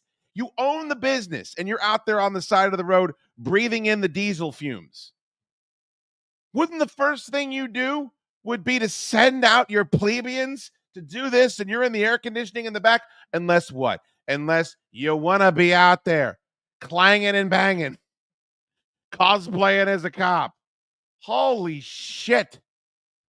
The entitlement. Are you on probation? Yeah. You're on probation? You already know the answer to that Hancock question. County? You already know the answer. What are to you that on question. probation for? You already know the answer to that question. You looked it up, so you already know. Okay. What do you think he's on probation for? No, actually, I've never seen somebody on probation for it, but he's on probation for improper use of emergency lights. It's not improper use. You need to reread that. I'm not here to write you a ticket. Okay, I know What that. do you think the odds are that of all hold on. people? Reverse. You said improper use. What did it say? Now you're implying to him that I used red and blue light.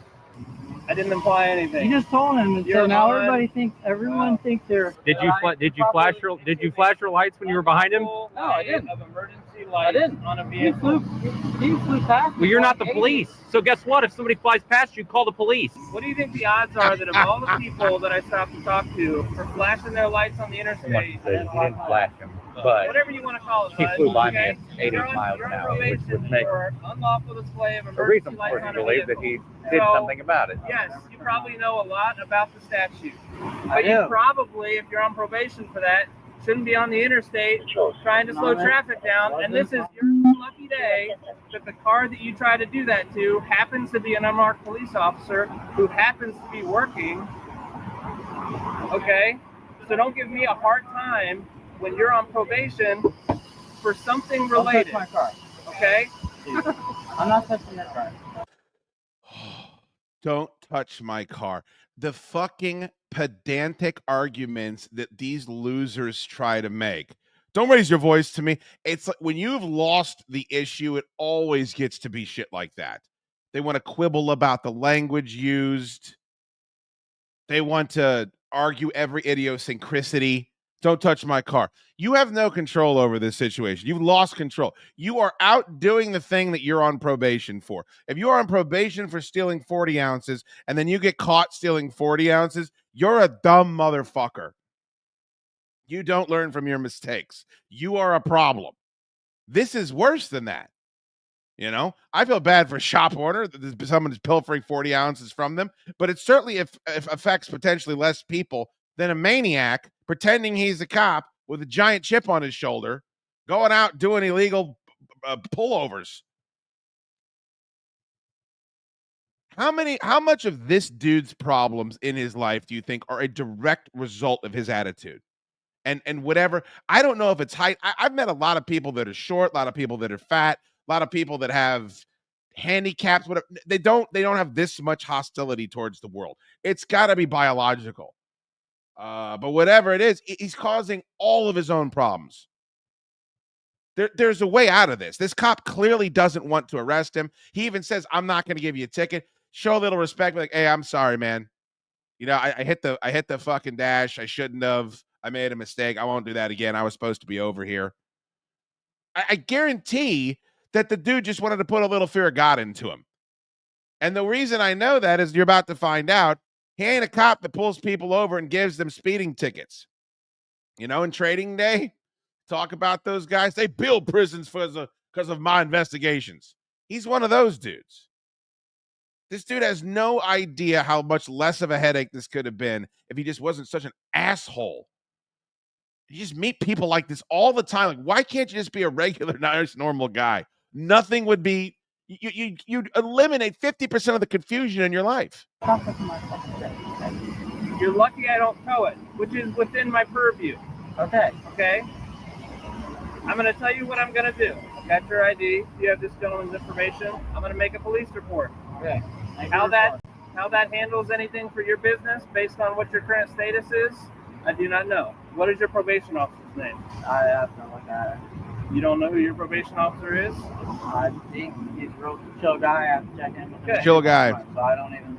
No problem. My suggestion to you is this is probably a bad idea. Your intentions may have been good, but bad things happen when people start down that road. And I'm not talking about you having to flash them at a police officer. I'm talking about people get pissed off. I'm legitimately doing something that you have no idea what I'm doing. That's what we do for a living. It was just your bad luck that happened to be what I do for a living. Okay? What, drive 80 miles an hour in a 55 and then weave in and out of traffic? I'm not going to take advice from I'm somebody just on probation asking for this, you. okay? I'm not here to diminish what you do. If you're in like an unmarked force or something like that, all right, cool. But you said you're in COVID investigation. Not COVID, covert. Yes. Okay. COVID investigation. You said you were in COVID investigation. He's in covert investigation. This is a wet-brained simpleton. This kid's got a thick tongue, allegedly. The fucking cop laughing at him right as he was starting this line of bullshit is so fucking telling. I'm just asking you. Okay? I'm not here to diminish what you do. If you're in like an unmarked force or something like that, all right, cool. But you said you're in COVID investigation. Not COVID, covert.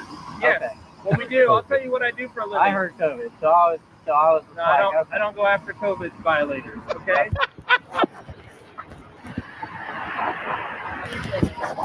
He's tried to cut him so many breaks. I was mad when I heard about this. I wasn't even here. We go after. I was mad when I heard about this. I wasn't even here. I felt the same way. I don't even know how old this video is. I got fucking pissed. Sitting upstairs preparing for the show, watching this guy seething my ass off. I got the flop sweats watching this video. COVID investigations. Holy shit. The patience of Job on this officer. There's two people I need you guys to help me find, okay?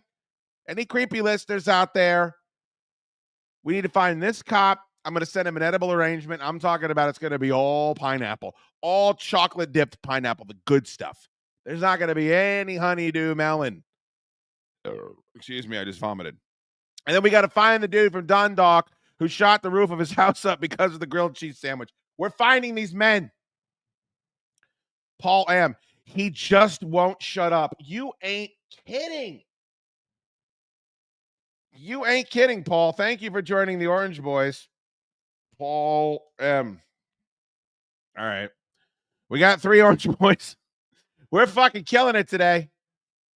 You guys don't know how many Orange Boys we have. Now you do. It's 3. Thank you, Paul. I mean, shut the fuck up. If this guy would have shut the fuck up and just let life happen, he probably would have been all the way back on the job site now. He probably wouldn't have a police report. You think that's not going to affect your business? Your business is to be out on the highway directing traffic or whatever it is, keeping this construction site safe. I don't even understand what the vocation is. And you're already on probation for this exact same thing. And now that you're going to get a fucking COVID investigator is filing a police report. You said COVID. I didn't say COVID, and you flashed your lights, you dumb motherfucker. I didn't flash my lights. Well, do you have any proof? Yeah, I saw it. I'm a cop. Shane Bryan, thank you so much for the order off of CommonwealthDryGoods.com. Very, very kind of you. Picked up some fat cow jerky and some big tuna energy drink. We're going to make Shane Bryan an orange boy is what we're going to do. That's the type of man that I want to be around. A man that likes his energy drinks based on anthropomorphic tuna people. Oh, God. Spider Clam, $2. Thank you. I bet he gave the first offense cops problems to. I mean, can you imagine if he's giving this detective this much shit on probation? I wish we had the body cam footage of the first time he got arrested for this. Can you imagine how insufferable this prick would have been? I can't even sit and watch the YouTube video, man. I watch all these e-loggers. They're able to watch shit like this and not get upset. I'm terrible at it. Like I get emotionally involved. Thank you, Spider Clam. Enoch, $2. Thank you, but I'm a patient man, but blessed.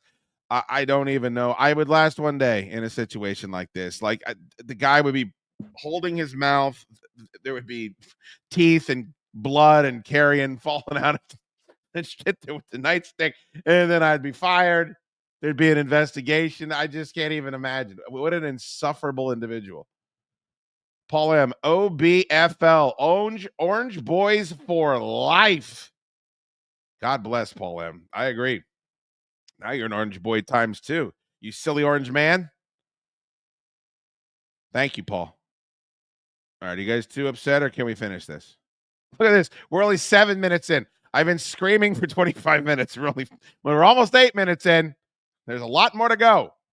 People, we do gun crime investigations. We get people to not know that I'm the police. That's what we do. There it is. So, no, I don't normally waste any of my time, but you piqued my curiosity, flashing your lights at me. I understand now you say you didn't flash any lights or whatever, and it must have just been my random light. He's an undercover officer that does gun crime investigations. That's the guy that this clerk, that this parking garage attendant tried to pull over so that he could blow past. And by the way, if you remember the beginning of this video, it wasn't the undercover officer was driving 80 miles an hour. It's he was driving. This dude pulled up behind him, flashed his lights. The cop pulls over. This guy speeds off. That is the sequence of events. Undercover gun crime police officer is not in the business of doing this shit. And when you heard the cops talking about it, like he doesn't know, he's doing this to the wrong guy. He's cut him so many breaks. They know. Everybody else involved knows which die have been cast here. That I came up here to talk to you and you happen to be on probation. I have no idea who you are. I have nothing against you. I'm just telling you, it's a bad idea to be on the interstate flashing your lights at people. I've seen this car like flying. Are they together? I think so. The skinny one with glasses right. Somebody he does have red. Yeah. I've seen this one with lights on, but I've seen him at the crew car wash, and I could have swear I saw steady burns that are red and blue. It's like it's clear what they're doing. Like you're wearing you got a thin blue line plate cover. You're wearing a thin blue line hat. Like. Come on, man. We all know. Here's the level of which this is so fucking cringe and embarrassing is that this guy wants so badly to be a cop. Like he wants so badly to be in that brotherhood to the extent that he'll embarrass himself in this way, the extent that he'll actually cosplay as a police officer. He'll make his automobiles look like police officers, puts all the thin blue line shit all over everything. And he's getting fucking clowned. He's getting clowned as this is going on by the guys that he emulates, by the guys that he wants to be.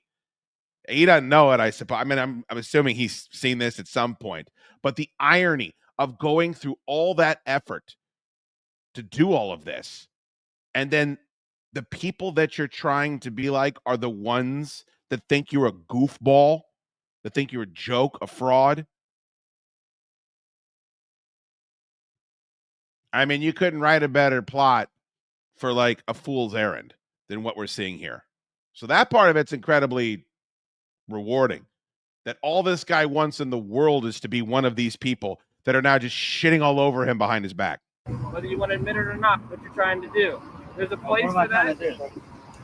Apparently, based on what you're saying, you're trying to get me to slow down, okay? It's not your job, unfortunately, today. Well, Maybe it will be in the you future. shouldn't be driving like that anyway. Oh my It's God. not your call. You don't know what No, I'm doing. it's not my call. But you, So as a then police don't do officer, it. you should be driving with due regard. And that was not due regard. And I'm sure he can vouch for you. That was not due regard. If I saw this car coming up behind me and I couldn't see the plate, I couldn't see the lights, I would 100% think it was a cop, like an Allen County cop. Leaving in and out. Oh, no. Hold on. to You me. had your piece. I will I'm not having be my lectured. piece. Okay. It All is right. not your place. Yeah, because you should know better. You don't know what I You're was the police. doing. I'm not even the police, dude. So what was I And doing? then you asked me 20 Explain times. to me what I was doing. Weaving in and out of traffic, No. no signal, and speeding. What was I with doing? no due regard. What was I looking for? I don't care what you were looking for. How? So that is You're not your driving with place. no due regard. That is not accurate. How do you Exactly. know? Was I So maybe you following a should have murder somebody- suspect? So maybe Was I following a murder suspect? that's your business. Was I following a murder suspect? Obviously not. You were Was I following following? me. How do you know? Because you followed me here. How do you You know? follow that murder suspect. You'd be following him right now. make You wouldn't be talking to You me, make right? my point for me. Okay? Your actions. Okay? Look it up. In the state of Indiana, when you take action and cause someone to take another action, okay? When you take action like on the interstate, flipping your lights on like this, you cause a chain reaction. You don't know what I was doing. Okay? You didn't know I was a police officer. You just thought I was somebody driving on the interstate, coming off the interstate onto Shadeland. Okay, here's the question that I would ask if any of the officer friendlies in the chat would care to volunteer this information, because this is the part that I don't know. Why is this guy taking so much time with this cretin? Like, could he have already arrested him for something I mean, clearly, if he's on probation and this officer witnessed him doing the exact same thing, is that just a citation? Is that enough to haul his ass in? I mean, at this point, this isn't resisting arrest, but what is this? Is there anything that can be done? Why are we still having this conversation, I guess? Is he trying to bait him into doing something stupid? Is this a police officer that is honestly just trying to have a learning moment with this fool? I would love to know. I don't want to speculate on it, but I'm actually flabbergasted that the conversation is still going on. Maybe it's because it's so unique they can't run into this many dudes. Although it is interesting to hear the other uniformed cops in the background talking about how they know this dude. I've seen this guy at the car wash. I've seen this guy around. I've seen the fact that he's got red and blue lights. We know that's illegal. Like, that part of it is very interesting, but I'm kind of shocked. This seems like a really intelligent and good-tempered police officer. I am shocked that he's giving as much of his time to a buffoon that he is without taking it to the next level. Like, is there something that we can take this guy in for? All right, let's go to, this is the most viewed part of this video, so let's watch this. Information, you're free to go. Do you have any questions for me? Let's see that copy of your business card. I don't have a business card with me. I've already told you my name. I'm making a report. But you have to copy the report.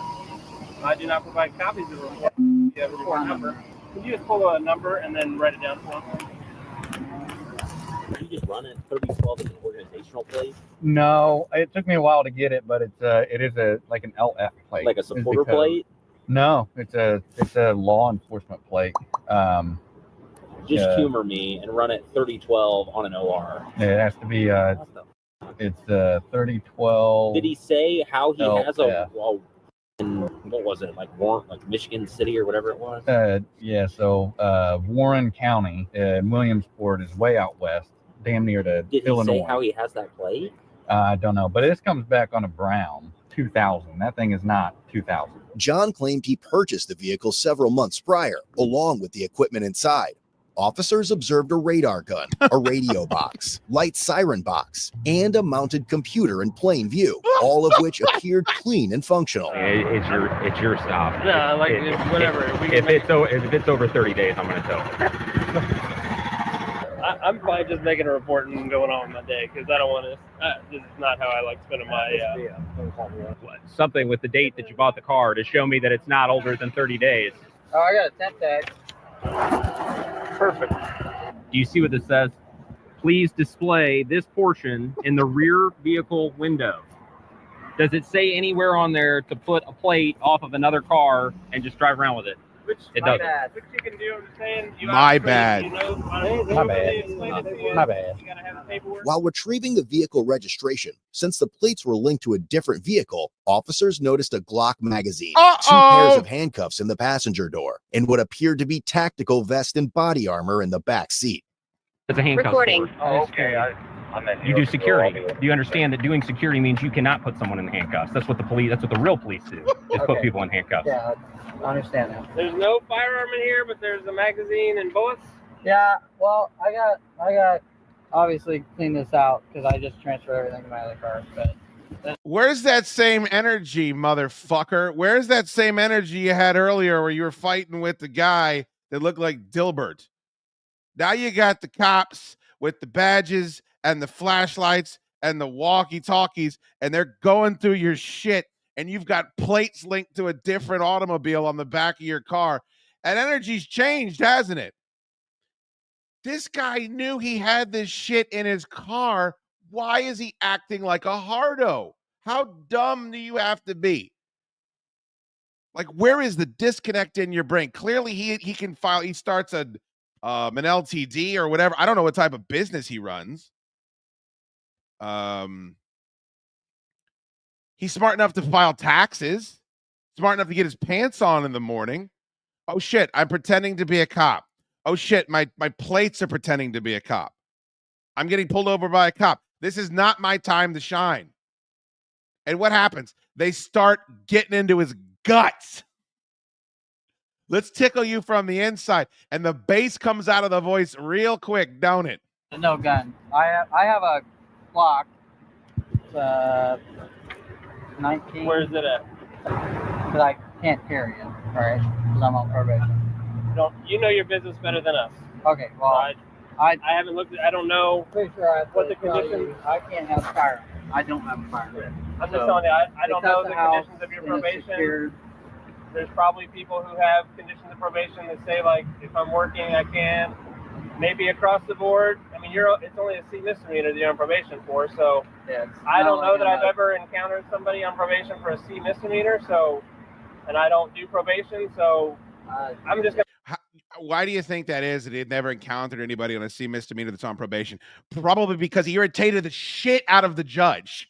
Probably because everybody that was involved in getting him to that point has had enough of this fucking guy. And he's getting to where these cops are, where it's like, all right, we were just going to pull you over and say, don't flash anybody with your lights. Now you're getting a police report, and now we're going to go colonoscopy your automobile. Do you think that he's got the only C misdemeanor that has ever been on probation this officer has seen? You think it's a coincidence that it's happening to this dude with the way that he chooses to fucking act around conflict? Probably the two have something in common. I'm gonna say you probably know your business and your risk better than sure it's there, but I'm gonna go down that route. As the sergeant and officers left the area, John was seen taking pictures of their vehicles. Given the odd and suspicious nature of the situation, the sergeant decided to dig further. Bet he did.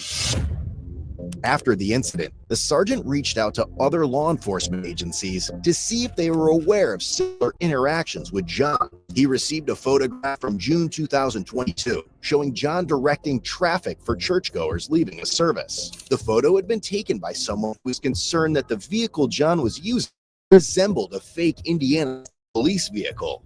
The investigation deepened as the sergeant reviewed footage from August 2022 during the funeral procession of an Elmwood police officer killed in the line of duty. Amid the procession of police vehicles with flashing emergency lights, one vehicle stood out, a car owned by John, equipped with red and white emergency lights bearing a license plate that read, Indiana Traffic Operator. How big of a boner do you think this fucking clown car had while he was driving in the funeral? I mean, it's crazy. He couldn't stop himself from taking his fake squad car out into the funeral to the extent where everybody noticed it and there's video of it. Why would you antagonize a detective whose job it is to investigate crimes the way that he did? Maybe he's going to go home, make a couple of phone calls, and do a Google search, you motherfucker. Unbelievable. How the sergeant would soon learn that John made his day-to-day activities well known to the world.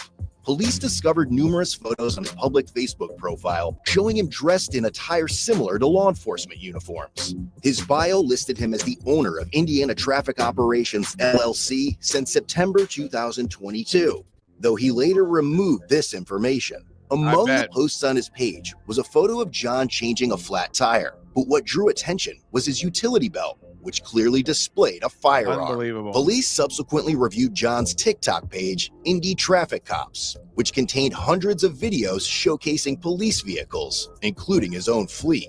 In one video, John proudly displayed the interior of a Dodge Charger equipped with emergency lights, and a silver IMPD police badge was visible. While these badges were never publicly available, they could be acquired by retiring officers. Following the incident where he pulled over the sergeant, John appeared to change his TikTok username. Additionally, police found his company's Facebook page, where several posts featured law enforcement-related hashtags. The investigating sergeant believed these posts conveyed a misleading impression that Indiana Traffic Operations was connected to official law enforcement agencies or activities. You think, again, the part of it, maybe what it is, maybe what it is that like you push the limit, like it's almost like edging, right? You're so close to shit, like you're so close that you need to keep pushing it. Like, I don't just want to be on the side of the road, because clearly whatever this mania it is, he ratcheted it back a modicum after he got on probation, because he's not carrying a Glock. He doesn't have a badge in the car. He's not in that fucking, Dodge Charger or whatever it was. He's still playing dress up, but he's not doing it to the extent that he was previously on that social media page. But if you're sitting there gloating about that stuff and building yourself an online profile where this is your identity, I think you just got to keep pushing it and pushing it and pushing it. And then you just don't have the mental fortitude to realize, oh my God, I'm going too far. I'm sitting here arguing with a real police officer, not just a real police officer, not just a guy that wants to go home and fill out his little paperwork as he can, but a detective whose jobs it is to fucking sniff out these weirdos, to ask the questions, to follow up, to dig deeper. It's screwy. And I just can't believe, what's crazy to me is we all play online lawyer. Like, whenever there's a crime or whenever I'm worried about, like, oh man, did I walk that red light camera? If I challenge this, I bet that they can't fucking give. Like, none of us know how the law works. Like, I would assume that those guys, when they roll up on a dude like that, and it's very, very obvious what's going on, this guy's pretending to be a cop. He's doing cop-like things. He's mentally ill. Let's lock him up. Let's lock him up. Let's put him away. Let's monitor his comings and goings. Let's dig into his tax return, something like that. It doesn't happen. That's not the way that it works. I mean, the fact that it was so unique. A detective gets lights flashed on him, and then it leads to, oh, the right person at the right time saw what this clown was up to. And then the entire house of cards comes tumbling down. The company's website was also reviewed, revealing several professionally taken photos of John. The sergeant particularly noted the images where John was standing in a public roadway, directing or possibly obstructing traffic. How much money? Despite there being no apparent reason for his presence there. In addition, police found John's Instagram page, where his bio stated he was the owner of a page called Law Enforcement's. The account featured over 2,000 posts displaying law enforcement-related vehicles. The sergeant conducted a record search too, and confirmed John had never been a police officer with the Indianapolis Metropolitan Police Department or any other agency. However, he had participated in the IMPD's Explorer program as a high school student in 2016, a detail confirmed by old YouTube videos on his channel, along with other law enforcement-related content. With that, his interactions with real police officers stretch back to 2021, when John was stopped for operating a silver Dodge Charger, outfitted with equipment mimicking that of unmarked police vehicles. Here's the thing, like, can we fucking please find out how many times he actually tried to be a cop? Like, how many times did he sign up for the courses or take the psychological test or turn in some sort of a a resume? Like, I want that information. Like, is this dude disgruntled or is he just faking? Like, is he just bullshitting and he doesn't want to put the hard work in? He just wants to buy the fucking gear. Tom says this dude would have had bracelets on in DC. Well, that's another part of it. Like, I wonder, there's so many people that once the cops like sit you on a curb, that's enough to get you to stop X, Y, and Z, right? Then there's another group of psychopaths where it's like once you get them handcuffs on and you're sitting in a cell, that's enough to stop you from X, Y, and Z. I wonder, is that guy, when he had his misdemeanor, was he braceleted and then put into a holding cell and is still going after it this hard and is still making it very public on social media and is still that obstinate when he gets pulled over and caught for it? Be nice, motherfucker. All that information is there. You're putting all that information out there. It's a sense of invincibility is what it feels like, I guess, that you don't believe, that maybe you start believing your own gimmick, like Macho Man showing up in the airport with the boots and the tights and the bandana. This guy believes he's a cop. That's why he doesn't mind speaking to other cops this way. I don't know. Items like handcuffs and an Ohio State Highway Patrol sticker were discovered. John was cited and warned about driving a vehicle designed to impersonate law enforcement.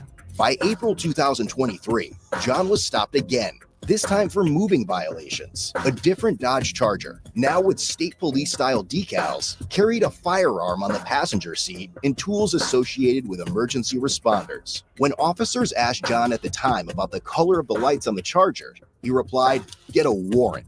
In May 2023, a sergeant reviewed footage from another agency showing John arriving at an accident scene before first responders. He blocked a lane of traffic and walked freely among injured parties, police officers, and firefighters. At one point in the footage, both a police sergeant and a firefighter appeared confused about John's identity and his presence at the scene. The investigation also revealed John had owned 22 vehicle titles, most of which were police models.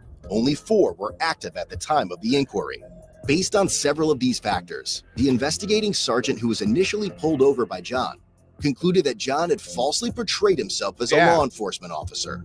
On October 17th, 2023, the state of Indiana filed a probable cause affidavit. After a review, probable cause was established and a warrant for John's arrest was issued. The following day, records show that John had been... Oh, no. I think we might have gotten to the root cause of all of this. Oh, no.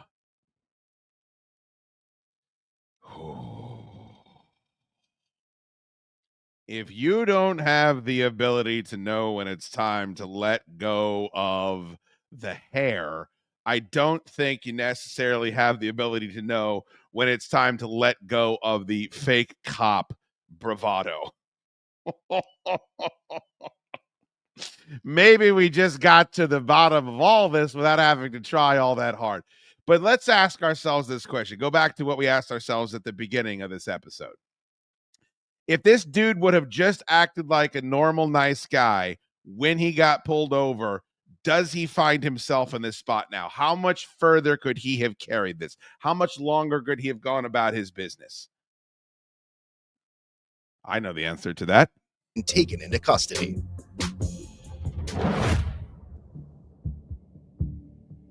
Ultimately, John was charged with impersonation of a public servant, a level 6 felony offense. Yikes. He had also received a Class C infraction for operating a motor vehicle with a false plate, and he was released a few days later on a $250 cash bond. But the story didn't end there.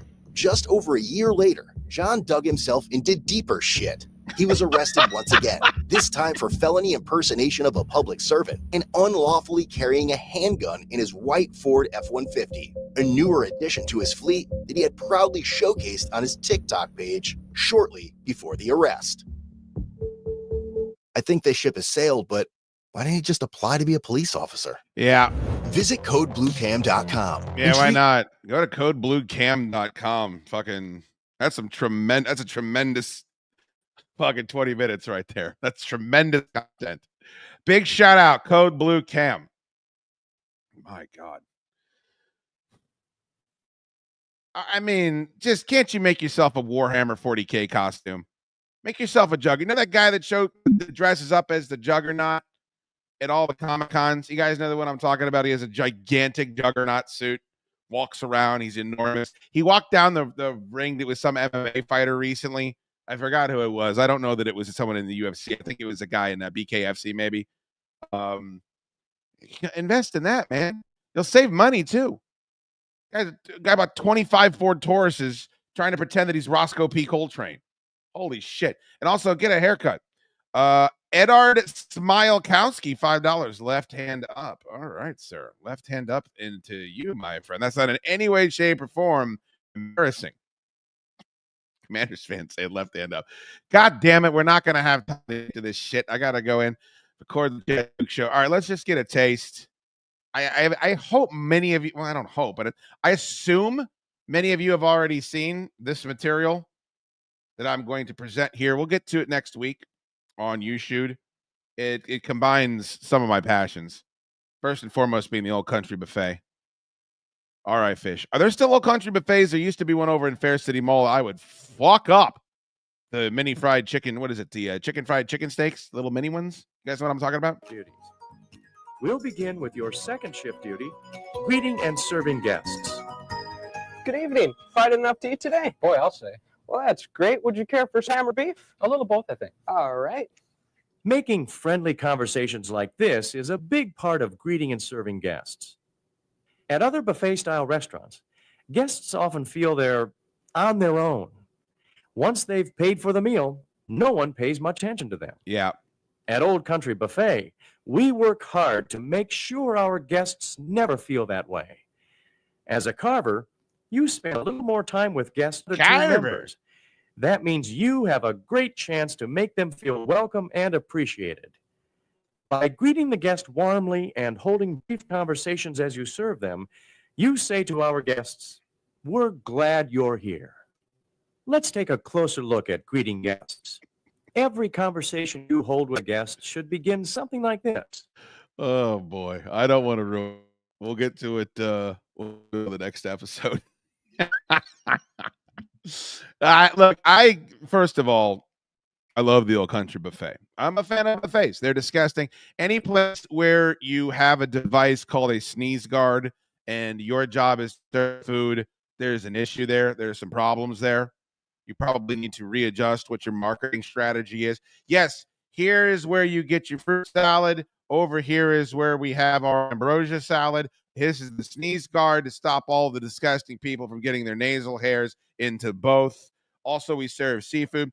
I don't want to be spoken to when I'm fattening it up.